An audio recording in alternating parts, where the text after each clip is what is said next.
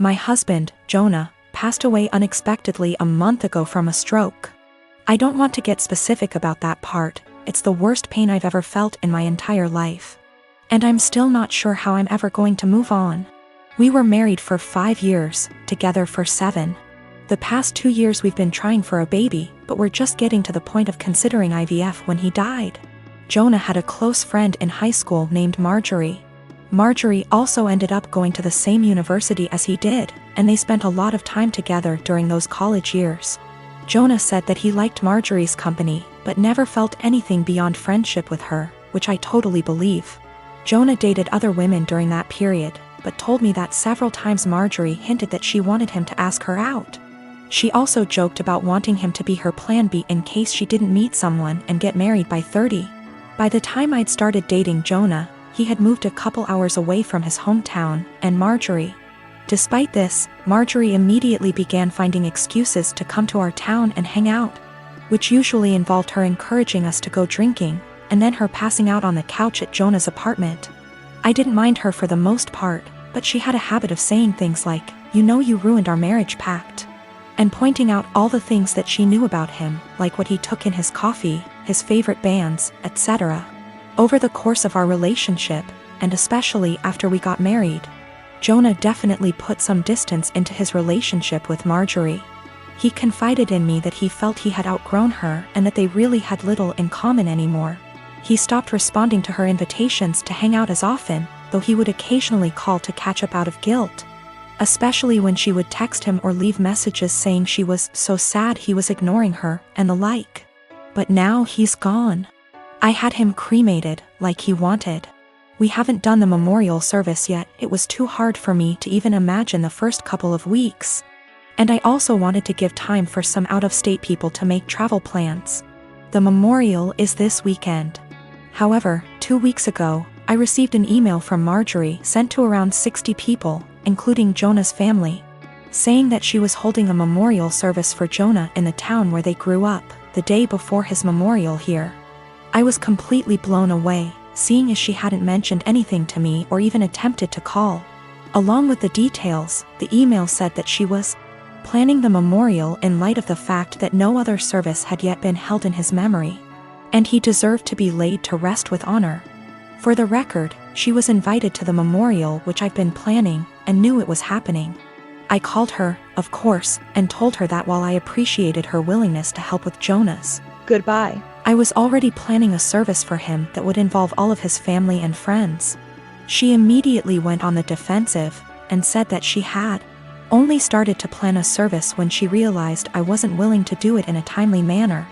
I told her that the timing wasn't her choice to make, but that if she wanted to have a memorial of some kind, to please just add on the invitation that his official memorial was going to be held this weekend. She said fine. I sent a message to all of Jonah's invited friends and family to make sure that they knew the real service, with both of our families, was going to be here, and then just washed my hands of the whole thing. This week I received a message on Facebook from Jonah's cousin, saying that Marjorie, who has apparently blocked me on Facebook, created an event for Jonah's official memorial service, her memorial, and invited everyone she possibly could. I've been getting blown up with emails asking which day the memorial is, and where. I'm honestly furious. I don't have the emotional energy to deal with this. I ended up putting a post up on my wall, reiterating the date of his service here, and asking people to please share it. Thankfully, I think the older members of the family don't use Facebook or email very often, so most of them haven't been confused, but a lot of people now think that Marjorie's service is the real one. I called Marjorie again, asking her to add an addendum to her event saying that his actual memorial was going to be here. She told me that Jonah would have wanted it this way, and that if I couldn't appreciate her efforts, I wasn't invited to say goodbye to Jonah. I told her that was fine, seeing as I'd already said goodbye to Jonah when I held him as he died. She hung up. Apparently she's now spreading information to her mutual friends with Jonah, saying that he was planning on leaving me because I wasn't able to conceive. She also said that we had approached her to carry a baby for us, all absolute lies. His cousin sent me a screenshot of a text where she said that Jonah always thought we would have the cutest baby together, and that angry widow doesn't understand how much he wants children. I'm at a loss as to what to do. I don't care what she says about me, but she's now tarnishing my husband's memory, especially saying that he wanted to divorce. Jonah would never have left me, and anyone that knows him at all knows that we were committed to each other above all else. I need to figure out how to tell this woman to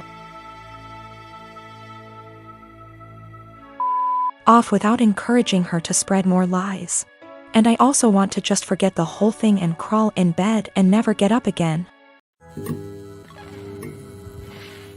So I recently got together with a guy from my hobby.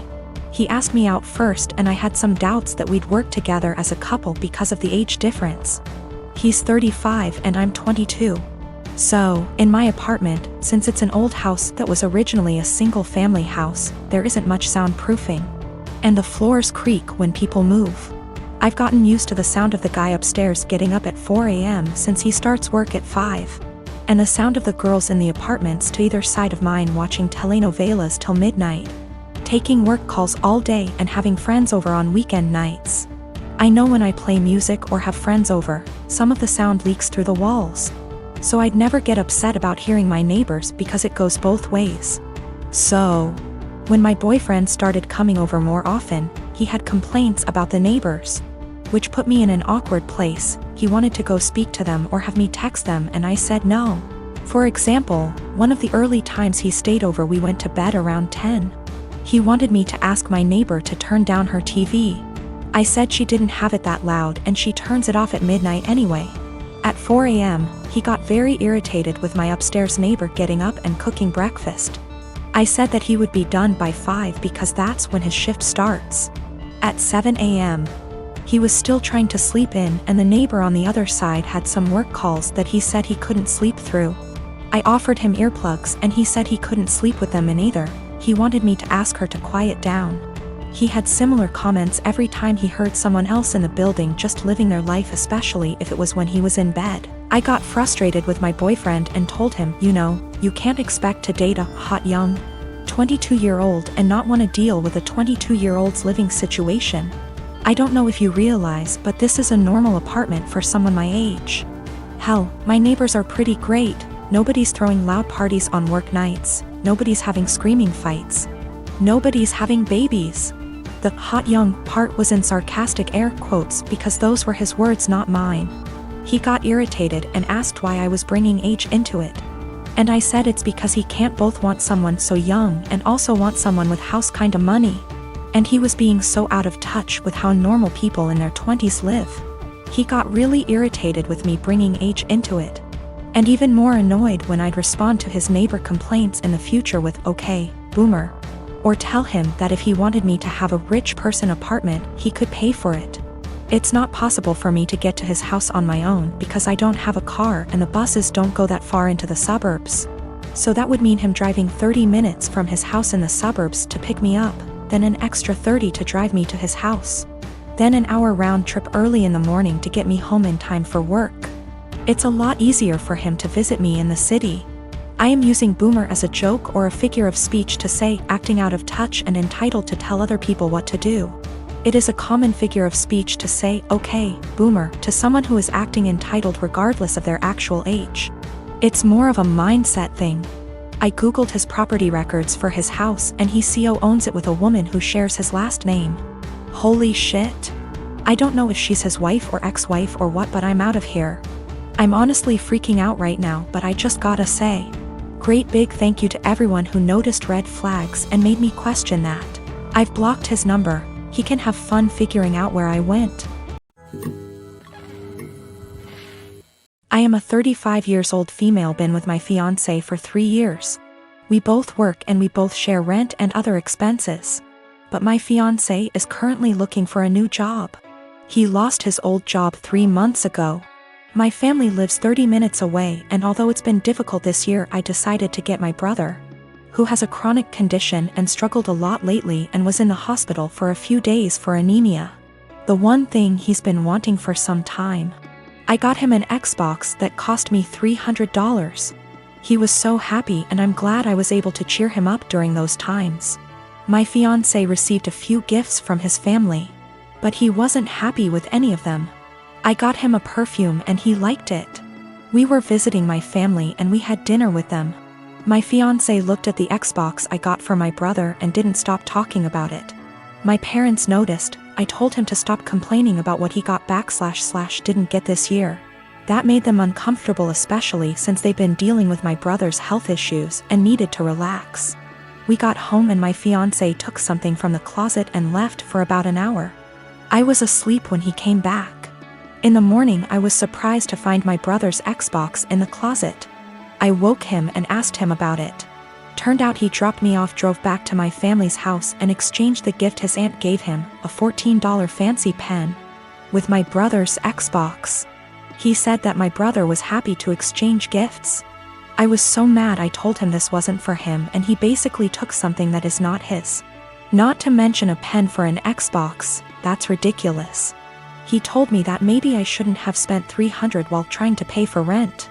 I told him as long as I can pay rent that's not a problem. And that he needs to find a job if he thinks my money isn't enough. I called my mom and I found out that they didn't actually exchange gifts. My fiancé pressured my brother into giving him his Xbox. I was livid and so mad. I told him to take the Xbox back to my brother, but he said it was between him and my brother, but I insisted. He refused, so I ended up taking it myself. My fiancé argued when I took it and said that I was pressuring him and treating him poorly and have no respect for his feelings. I told him he was wrong to make my brother give him his gift and causing him stress and ruining his joy. I apologized to my brother and my parents and I felt awful because of how my fiancé behaved. My fiancé isn't talking to me, saying that I have no consideration for his feelings and not understanding how he feels, not having money to buy himself the things he likes. I'm surprised because he has never done anything like this before. I get that he's struggling with finding a job, but this is not an excuse. I am a 41-year-old male, single dad with a 13-year-old daughter, Lacey. My wife died in childbirth and it's just been me and Lacey all her life. My sister has been a big help in raising Lacey, and we do keep in contact with her maternal grandparents. The issue started a couple of months ago when Lacey started her period. I knew this day would come, so I spoke to my sister, my female best friend and my mother-in-law to be well prepared. I gave her the talk with her grandmother and aunt there. I buy her pads and tampons. I even have Midol and heating pads ready for Lacey when she needs them. The problem began when I began to notice a smell coming from Lacey's room. I went in to investigate and found pads and tampons openly disposed of in her wastebasket. I checked her bathroom and it was worse. She had her blood-stained undergarments in the tub. I took out her trash and did my best to get rid of the smell, but I didn't know what to do with the underwear in the tub. Later, I noticed bloodstains on the couch. It took a while of cleaning, but I got them out. I figured that was the end of that. It happened again last month, when I noticed Lacey's room was stinking again. And I saw she didn't even wash the underwear from before. The bathroom was unbearable at this point. Then earlier this week, I saw bloodstains on the couch again. I sat Lacey down and told her that she had to learn to properly dispose of her feminine hygiene products and wash her underwear, as the smell was becoming too much. And to be careful of getting bloodstains on the couch or anywhere she sits. I also noticed her sheets had a lot of bloodstains and brought this up too. I also let her know that it was okay to get blood on things as long as she washed them. And I wouldn't be upset if I saw her bloodstained items being washed. Lacey immediately blew up at me, saying that periods aren't gross and that I was period shaming, and that I needed to educate myself on menstruation. I then got texts from my sister and mother-in-law scolding me for making Lacey feel ashamed of her bodily functions. But I honestly wasn't trying to convey that periods are gross. I was trying to convey that her hygiene needed to be addressed and that the smell was becoming unbearable. I just wanted to make sure that Lacey knew how to properly dispose of pads and tampons without it smelling, and that I wouldn't be annoyed if she washed her blood-stained items. We have washed the sheets with hydrogen peroxide and purchased some OxyClean for future instances should we need it. I have asked her aunt and grandmother about, and they'll be able to give her more info as different hygiene products she can use.